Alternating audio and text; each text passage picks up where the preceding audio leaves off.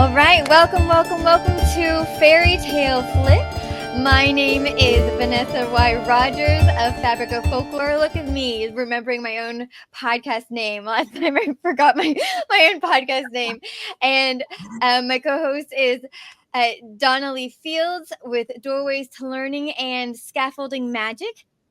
And every month we come together to do a monthly episode of Fairy Tale Flip, where we kind of flip a fairy tale on its head and unpack all of its beautiful underlying hidden messages and secret passages, and kind of discover the beautiful and the ugly of the story. So this month we chose Finn McCool, which is from Irish mythology, and it is a story that I had never heard before. What have you ever heard it before? I never heard it before. Nope. And I haven't really studied Irish mythology, so I love knowing about this because you learn a lot about the history of Ireland, people of Ireland, yes, what their priorities are. So this is wonderful. Yes, I agree. I haven't learned a lot about Celtic mythology as well. I did have someone come on as a podcast hostess, as a guest on my show to talk about Halloween, and of course, there's a lot of connection between the Celts and Halloween. So we talked a little bit about that, but that is as far as I've gotten into Celtic mythology. So this was really interesting to dive into. And so I think Donna is going to give us a summary.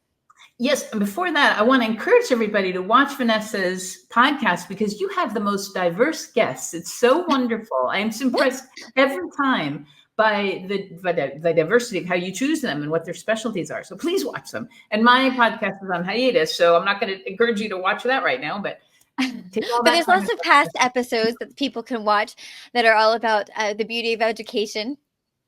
Thank you, Vanessa. Very well said. Perfect. Okay, so let's get into it, Vanessa, because as you said, it's a little different. And this is going to be a fun conversation because even you and I aren't really sure where we're going to go with it. So let's just explore and see where it leads us, okay? Yeah, it's going to be a labyrinth conversation.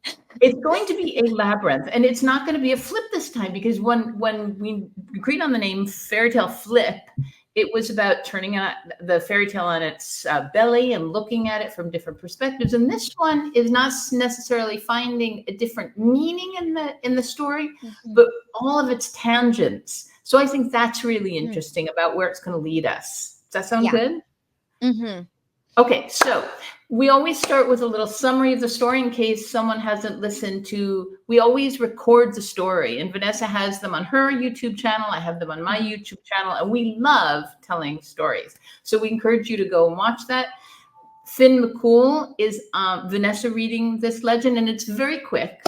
So she's telling the version that was recorded by the Irish monks in medieval times, but it really goes back much further than that. So really quickly, Finn McCool was created in what's now known as he created the Giant's Causeway so that he could reach Scotland right across the waters and fight his rival, the Scottish giant Benidorm, who's also known as the Red Giant. And he didn't want to get his feet wet. So he threw rocks in the water and it traveled from Ireland to Scotland. So he started running across to confront his nemesis, but halfway across, he saw Benidorm in the distance and realized that he was really big and much bigger than he expected. So he turned around and ran home. And he told his wife, Unag, everything. But in the meantime, Benidorm used the causeway that Finn himself had created because he was ready to fight, and he brought it to Finn's home turf. And so when he got there, he knocks on the door and he demanded a fight. Well, Finn's wife, as most wives do, very clever and using her brain instead of just brawn, she had a plan. And she covered Finn in a blanket and made him look as if he were a baby in a crib, a giant baby. And she let Benidorm in. She told him that Finn was away and that he'd be right back. But meantime, she gives him a loaf of bread and she'd hidden a knife in it. And so when Benidorm started eating it, the knife breaks his teeth. And she said, "Oh, poor thing. Finn eats that every day." So then Benidorm got a little scared about who this Finn really was.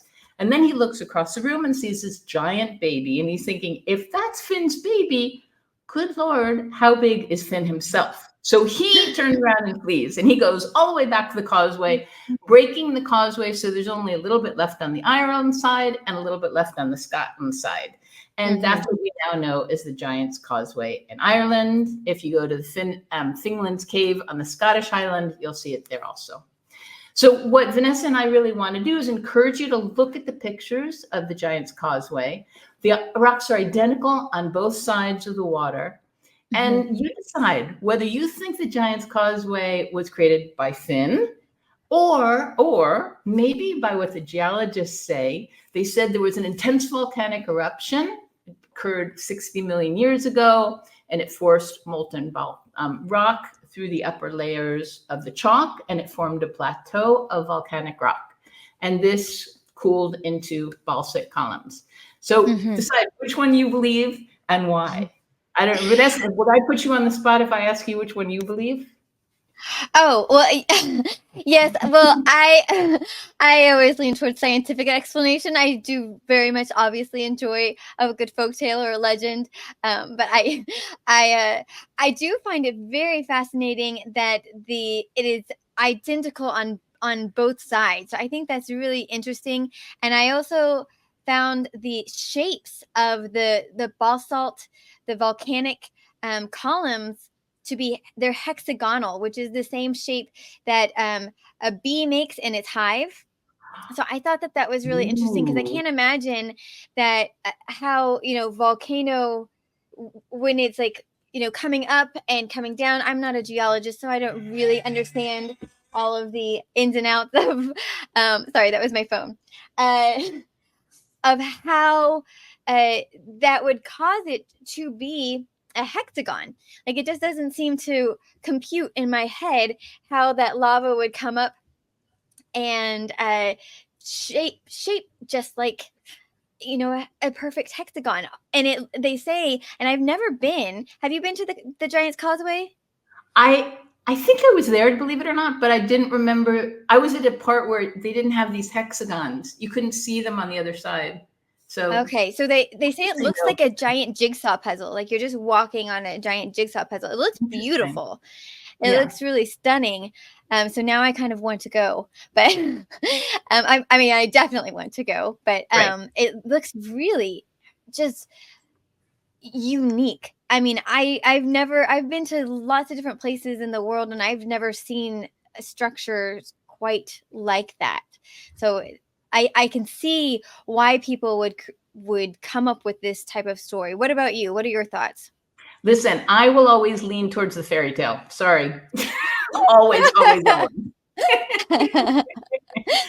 I don't care what the geologists say. And just like you're saying, how in the world did that happen? I'm going for Finn and throwing the steps over so he didn't get his feet wet. Fantastic. Yeah. All right. So okay. Go ahead. I was just going to say, what were your first thoughts about this story?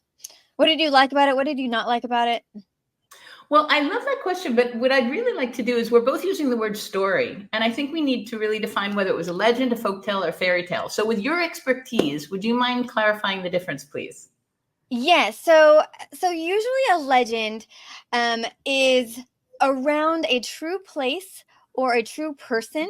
And so it takes a person, like you can think of American legends such as Paul Bunyan. That's one of our most famous legends. And his famous ox Blue, and they were both said to be giants. And they, sorry, my dog distracted me. It's okay. Voices over here. And he was based off of a true person, and all sorts of different stories came out of this one person. But a lot of times the story becomes so far-fetched and so far removed from the real place or the real time or the real person that they are no longer truly connected to him, but it has an anchor.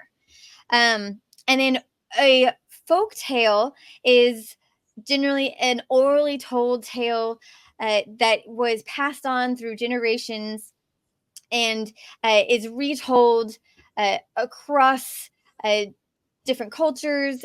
Sometimes it's just in one culture, but a lot of times folk tales will spread to different places. And then a fairy tale generally is a story that is written down. Now, when we unpack a lot of the fairy tales that you and I look at, a lot of times we find that these fairy tales are actually taken from folk tales, but they have an attributed author, someone who actually wrote it down and published it. And so usually when you talk about a fairy tale has someone that you attribute it to. So we often refer to the Grimm's brother fairy tales, but those are all folk tales because the Grimm brothers were basically the first folklorists, and they went around Germany trying to discover what the origin of these folk tales were, and then they wrote them in a book and they published them. And so a lot of the fairy tales that we're familiar with from Germany are attributed to the Grimm brothers, but they didn't write them themselves. They collected those stories. So Right. I think that's really interesting. But that's basically the distinctions between those three. Oh my goodness, you're so good at clarifying that. I still would not be able to. I've listened to you 2 or 3 times. I still am not willing. I would never be able to explain it. So the question is, what is this? A legend, a folktale, or a fairy tale? I think it's clear that it's not a fairy tale. So if I add a little bit, and we started talking about this, that Finn McCool is actually based on a person that probably lived in the 3rd century. And obviously it's grandized. It's he might have done some of this. He might have been a hunter, a fighter. He had incredible parents. We don't know. Knowing that it might be based on a real person, would this make it a legend or a folktale? Definitely a legend because it has an anchor in a time, a place, or person. So it's definitely anchored to a time period. So like usually when you have a fairy tale, you say once upon a time. So it's not like any specific time. But these stories are generally from the 2nd and 3rd century BC. And I think that there was one particular king that they were, I can't remember what the king's name was. I'm going to find it eventually. But it's during one particular king's period of time in Celtic mythology. I did find a little timeline, which I found kind of helpful for me because I kind of like trying to understand when things are based off of other events that were happening. Right. So this is a little timeline that I found. Okay, so the first evidence of man in Ireland, this is very, very, very far back, 9,700 in BC. That's the first evidence of man being in Ireland. Okay.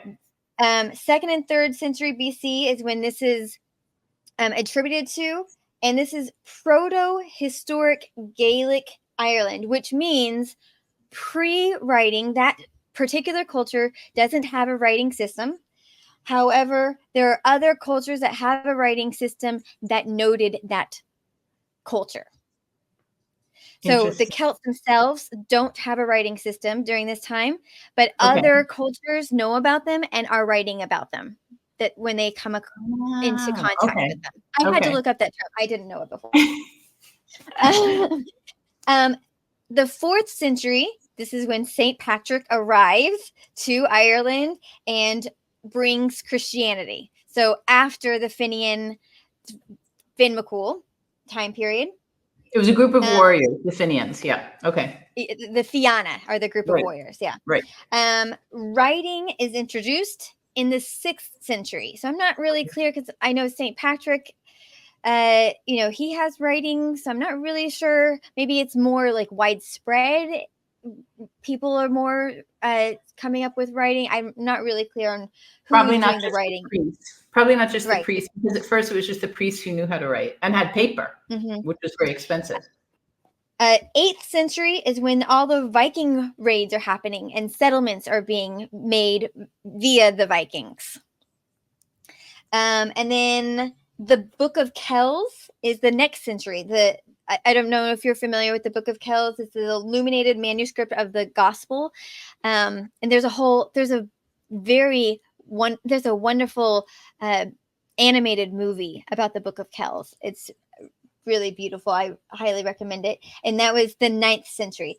And so for me, it just helps me to get this timeline in my head of like all the different things that are happening in Ireland. So this story, Finn McCool, is the 2nd and 3rd century in Ireland.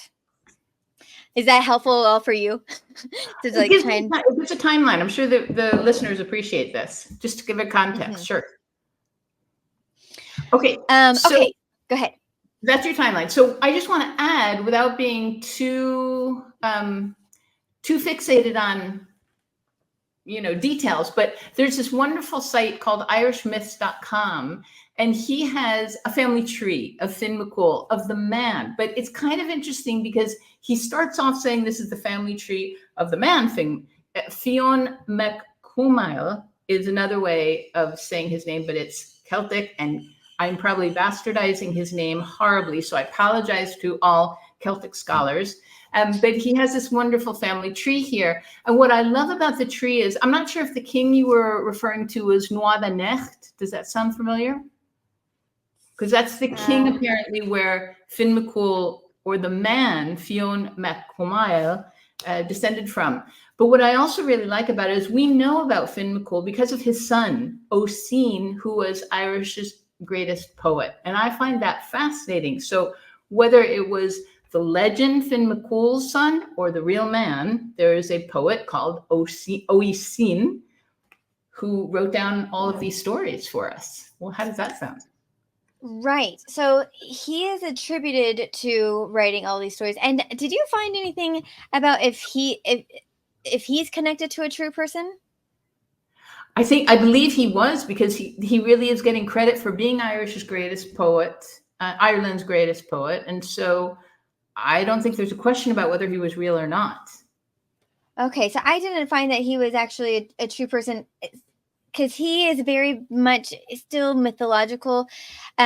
Because, so he is said to have been born Finn McCool, and then he goes to a land of the young, the everlasting, and he comes back because he misses the Fianna, who, like we were talking about before, they're the band of warriors who Finn McCool was said to have led.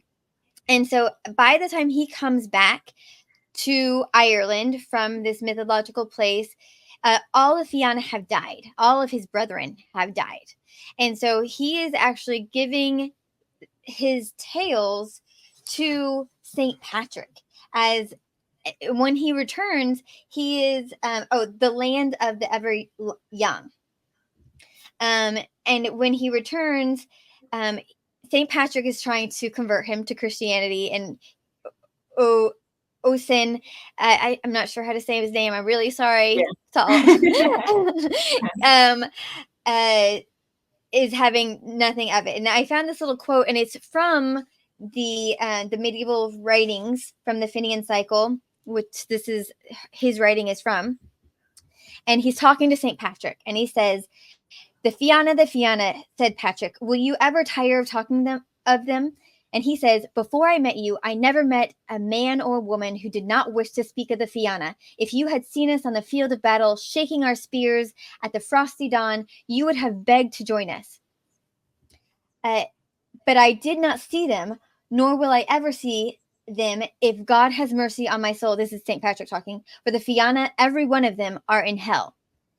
And Oisin replies, if they are in hell, then they must like it there, answered Oisin, else they would have killed your devil and torn hell down. And so yeah. So I don't know. I didn't actually do a whole lot of looking into himself. But so he is said to have lived for a very long time in the land of the ever young, and then he just returned because he missed his brethren, but they were all passed. Okay, so I would say, Vanessa, in the end, doesn't matter if he was one person, if he really lived, if he didn't live. It was a compilation of different writings. I think it's the same as Homer, for instance. Was Homer one person? It's the same as Shakespeare. Was Shakespeare's writing, was it really the man named Shakespeare? I'm going to say no, and I know that those are fighting words, and maybe one day we'll talk about that, but no. But it's a great name, Shakespeare. Anyway, going back to Oseen, I think that I didn't really research it either, because there's such a fine line with what I was researching between people who were convinced he was a real person and then said, yeah, but this is all based on mythology, and how much can we really confirm going back so far? And in the end, we have the stories, and that's the important part. Yes. So, we were talking before we hopped on about this story in particular, and I was finding it really difficult because I had all these questions that I wanted answered and that I didn't really have answered at all. Because, I really wanted to kind of find out if he was connected to a real person. And like you said, it was, we just answered that question. But what I did find was that there are 4 groupings of Irish mythology that are foundational to Ireland. Interesting. Tell us. So Finn McCool is one of them, and he's referred to as the Finian cycle. So this Finn McCool story that you told and I told on the YouTube channel story is just one of, I don't know how many stories there are, but there are at least 20 of this one particular person, Finn McCool. And it goes from his boyhood, pre-boyhood, to his death. Well, actually, we're going to talk about his death because he's not actually said to have died. That's right. And so sometimes it's called the Finian cycle, and sometimes it's called the Ossian cycle because he's the one who's attributed to have written it. But the other 3 foundational stories of Celtic mythology is the Ulster cycle, the mythological cycle, and the King cycle. And I didn't really do any research on them, but they are the most prolific body of narrative in the Gaelic tradition and is still a vital part of the Irish folklore today. So that was part of why it was hard to research the stories, because there were so many stories attributed to Finn McCool.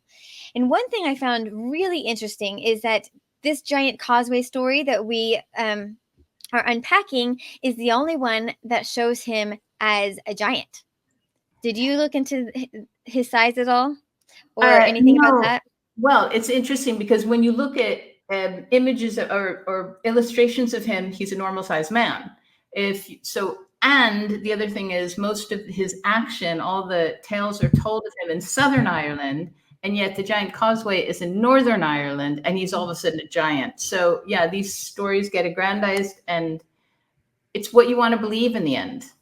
Well, so I found something interesting that talked a little bit about that. They said that especially when the Christians came in to Ireland, there was a transformation of the gods, the Celtic gods, into the Celtic gods went underground and became fairy folk. Yeah. And the heroes, they became smaller, slightly less powerful, but only slightly. Only slightly. And then the heroes became aggrandized. They became larger. And so Finn McCool was not a god. He was a hero. And so in some stories, like the giant Causeway, he becomes larger. So I thought that was really interesting. And I really wanted to learn more about that, but I did not find what I was looking for. Did you? No, because it's interesting. My gut reaction is that, the church had to find a way to bring the people into their sort of, family, and they needed to diminish the power of the stories that they were telling themselves and the heroes that they worship. So they diminished the size, literally, they diminished the size of their hero, of most of the folk. And yet Finn became a giant, which is in a sense comical. So you can't take him as seriously because he's a giant. He's not just, gods are often described as with human form and a lot of beauty and strong, but they're not ever considered to be giants. And so for me, it's just another way of the church trying to take control of the story and make it seem less powerful than it actually was. Right. Yeah. And I think, the Catholic Church did a lot of like allowing the people to keep different parts of their traditions alive, but not make it part of their religion necessarily. Right. So that was kind of how they kind of allow them to keep some traditions, but encourage them to gravitate towards their way of monotheism, right? No, giving them different names, keeping the tradition, but giving them different names and adding in the saint and adding in different Christian symbols. And so it was a way to transition the people into owning themselves as part of the church. But there's a really fun part of the story, Vanessa, where if we're going to believe it was Finn or Finn, the character, and you have this in your notes, and it was talked about where Finn was brought up by two foster mothers. Do you remember this part? Yeah. So there's a whole backstory to his father, and I didn't read too much into the backstory, but he's in danger because of who his father is. And so two warrior women raise him in secret in the woods. Right. Okay. So I read this and I loved it because I thought, oh my goodness. So for the non-binary people in the audience, this is perfect for them because he's raised by two foster mothers. Now, could they have been lovers? Could they have been lesbians? Who knows? Maybe, maybe not. But I just love it because there's something for everyone in these stories. And this is part of it. Where two women were raising him and he became one of Ireland's greatest warriors. Right. And I love that they are warriors themselves and they teach him how to be a warrior. That's right. Right. Okay. Yeah, I love that. Another story that is really, I think is probably the second most popular story of Finn McCool is the Salmon of Knowledge. Did you read a little bit about that? So I thought this was interesting because when I first read the story of the Giant's Causeway, his wife, Unag, is really attributed to hatching this entire plan and beating Benedonner without Finn having to do anything, right? Because he hightailed it out, and his wife kind of takes control and scares off the red man, the Scottish giant that has come for Finn McCool. And so I didn't get that he was supposed to be a man of wisdom, but he is attributed to being a very wise person. So I found that was kind of a strange juxtaposition. What were your thoughts about that? Well, because first of all, it's the wife being the wise one, and he was a little pretty dense at that point. And it's about brawn versus brains and about how brains really does win out, because after that, one of his quests was to find a salmon, something like that. I'm not really sure what the whole story was. And the salmon was cooking, and he put his finger in the pan, which again is not very intelligent. So he puts his thumb in his mouth to stop the burning, and it turns out the salmon was the salmon of wisdom, and so he inherited all the wisdom from the salmon. And then he became intelligent, and he was known as an incredibly wise warrior. So,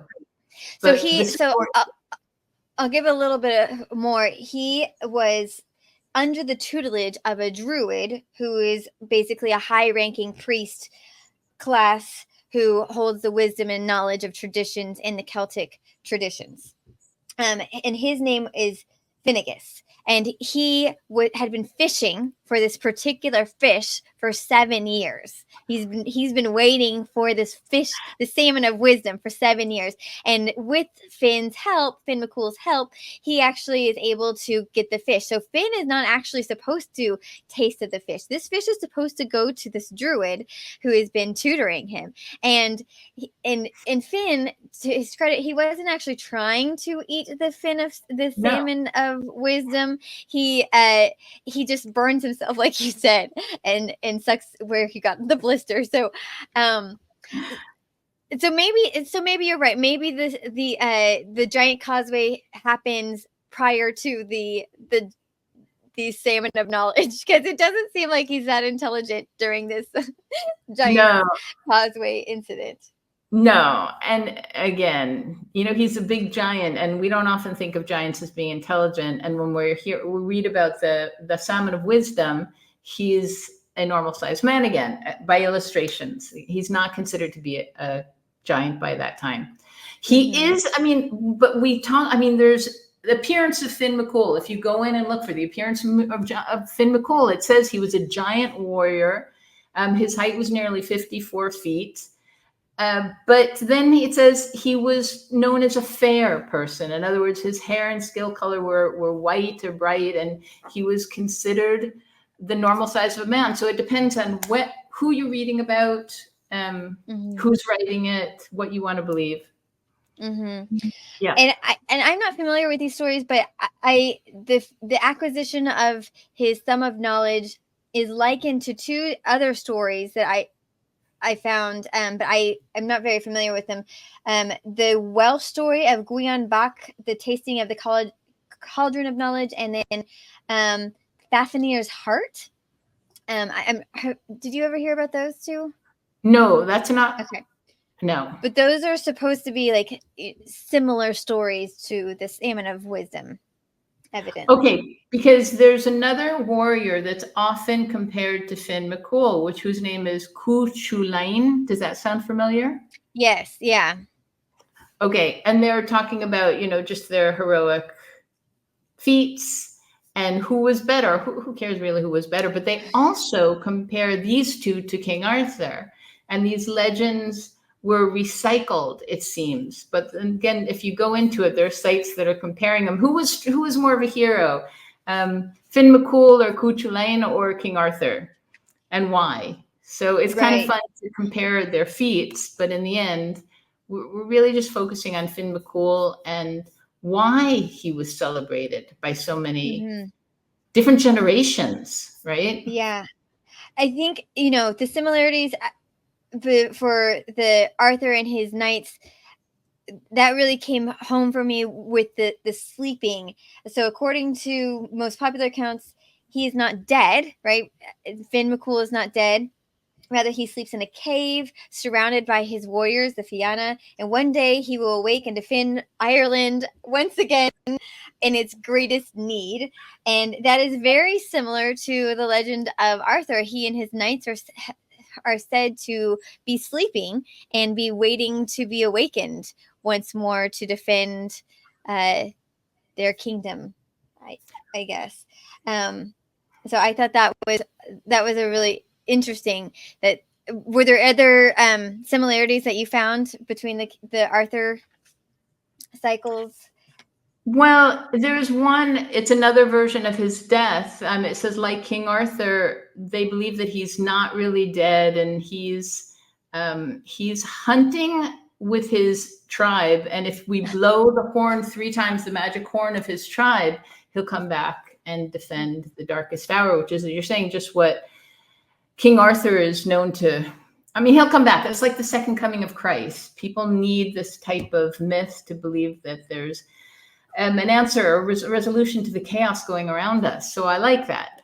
Of the 3, there's 3 different versions, and the one is in the cave. One is that he was defeated in battle and he was unfortunately beheaded. And then another one is that he slipped in a river while he was trying to catch the salmon and banged his head on a rock and drowned. Or maybe it was another salmon. Of these 3 versions, which is the one you would like to believe? Oh, I hadn't heard the other 2. So I like the one of him sleeping in the cave or underground. Of course, yeah. I like that concept. Yeah. Yep. I don't particularly go for the beheading. That's not generally my vibe. I know, just the whole thought of it is just so the opposite of where a head is supposed to be. It's supposed to stay on the body. Another thing, going back to his childhood, that I found interesting was that he wasn't born Finn McCool, which, a side note, we're saying Finn McCool, but like you said before, I actually found a site that noted all of the different written versions of how to write this, and there were over 40 Oh, my different goodness. ways to write. Oh. So I'm writing it the most anglicized way, but there are 40 plus different ways to write Finn McCool. So Okay, because I just found 2 of them, so I admire your persistence. well, it was I didn't have to go searching. Someone had already noted all of them together. I just counted. The one thing I really like is I did not know this before, because we often associate the Irish with Mick, or MC, Mac or Mick, and I never understood that Mac means the son of. So McCool is a son of, his father was Cool, or if Mac Cumail is a son of Cumail. And his father actually was a really legendary figure in Irish mythology also. And he was known for, just as Finn McCool, for bravery, strength, and heroism. And that's what people really needed in Ireland at the time. So that's something I didn't realize. He wasn't born Finn McCool. So his original name started with a D, and I'm not going to try and pronounce it. But he was renamed from after the village of Ballyfin, and it's which means the town of Fianna or Finn, the fair white town. And there are a couple versions to that story, but he was tricked by a witch to dive down into a lake to get her something, and when he returns up to the top, he's an old man. He's a boy at this point, and he comes up as an old man, and the Fianna makes the witch return his youth to him, but from that event his hair is bleached white and he becomes very fair-skinned and very white, although he was probably fair-skinned already. Well, I mean, he's out in the sun all day. I would think a warrior has darker skin, so maybe that is new. Maybe, but there's not a lot of sun in Ireland. There's he's out in the forest under the rain. So and he probably had a helmet on most of the time. Okay, yeah, you win. Okay.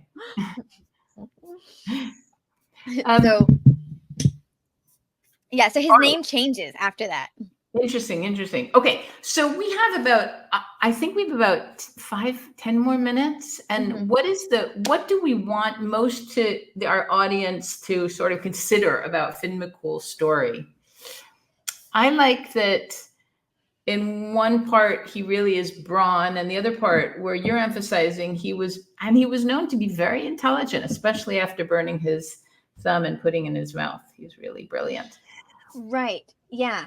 In fact, can I read this little part that I found? And this is from one of the cycles, the Finian cycle, the writings from the Salmon of Wisdom. In that moment, like a tidal wave that covers the land and tears apart everything in its path, all knowledge was revealed to Finn. He heard the muttering of the trees and the songs of the stars. He felt the beating wings of every bird in the sky. The great beasts of the seabed gazed into his eyes. Sunfire burned in his blood. He knew every mind's desire, every heart's secret. He witnessed the birth and death of gods.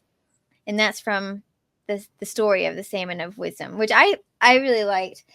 I agree from what you were saying, that he is not just brawn, he is also wisdom. And the Fianna, who we were talking about before, the band of warriors, they're really interesting in themselves, because they have to I looked into them a little bit, and they're part of the early Irish law.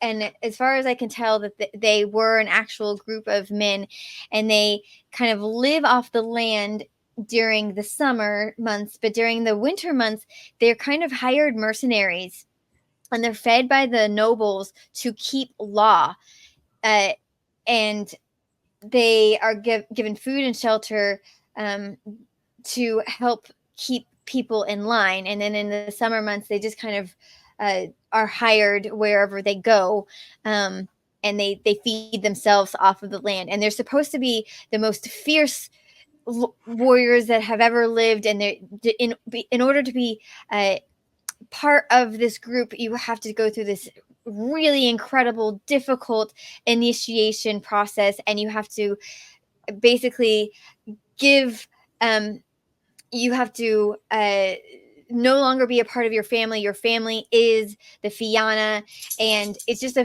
very tight-knit group of men, and they study poetry as well. Part of being a Fianna means that you have to study poetry, which I thought was really interesting.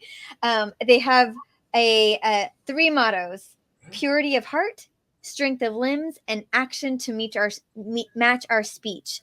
So I thought that was they seemed kind of an admirable group of people. And then they after they're warriors, and they go off and they marry someone and they have families, but during a certain amount of time period, they when they're young, generally they so this is interesting. It's an interesting anecdote, because what turns out, and not all the stories relate this part of Finn's the mythological Finn, he had a first wife. Unag was not his first wife, and his he has multiple wives.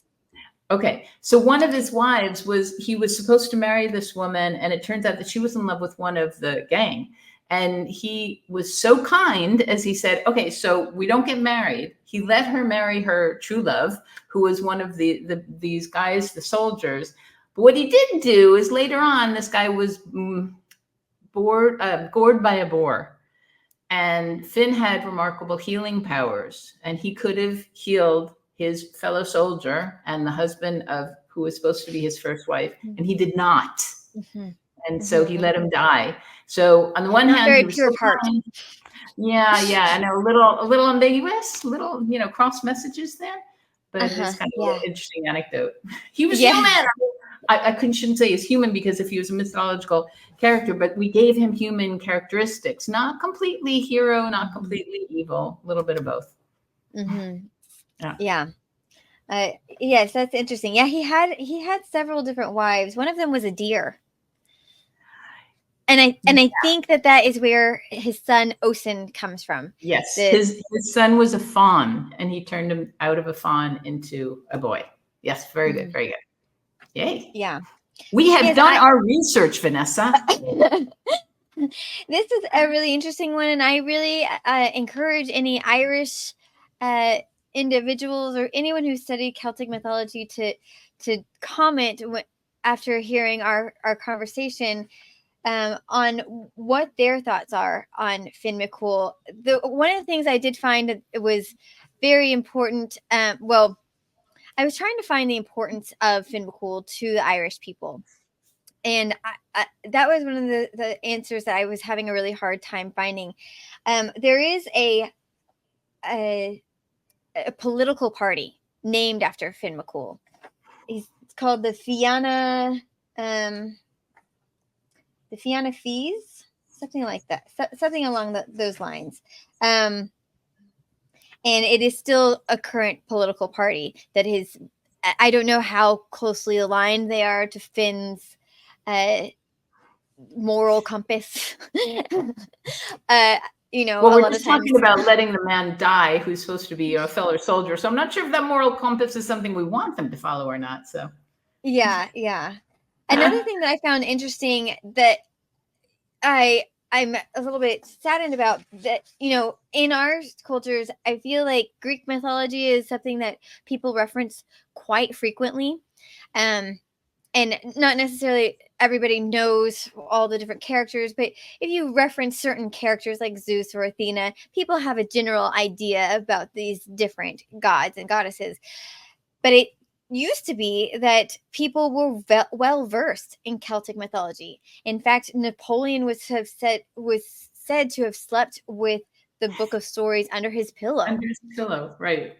Yeah, but today there's really, people don't reference Celtic mythology except for maybe in Ireland.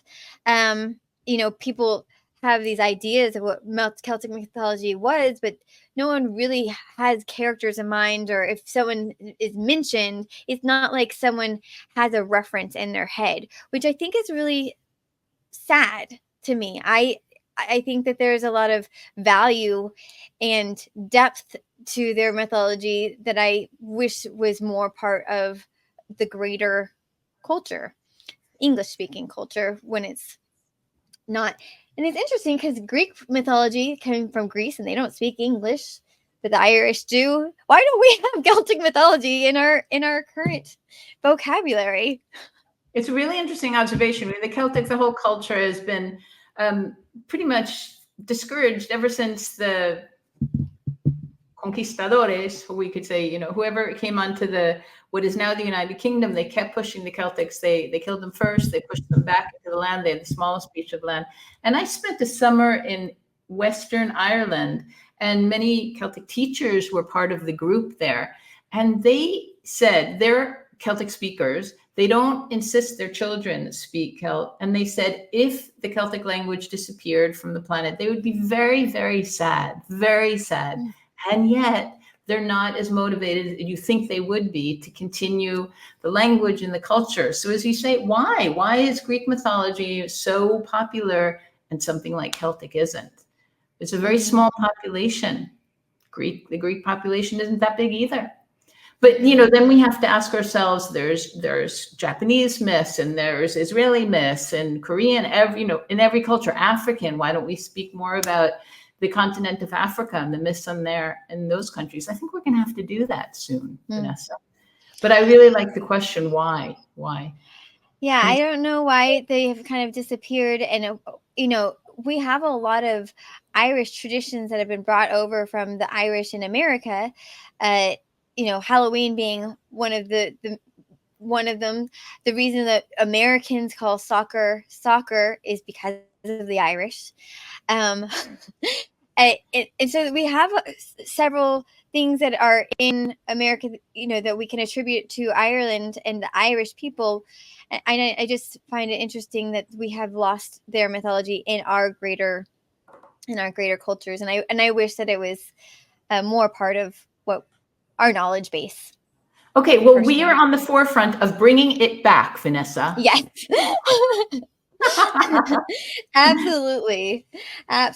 So yes, I think this is an interesting conversation. And, if anyone we want to hear from you. We want to hear what your thoughts were about this conversation. What was your favorite story from the Finian cycles?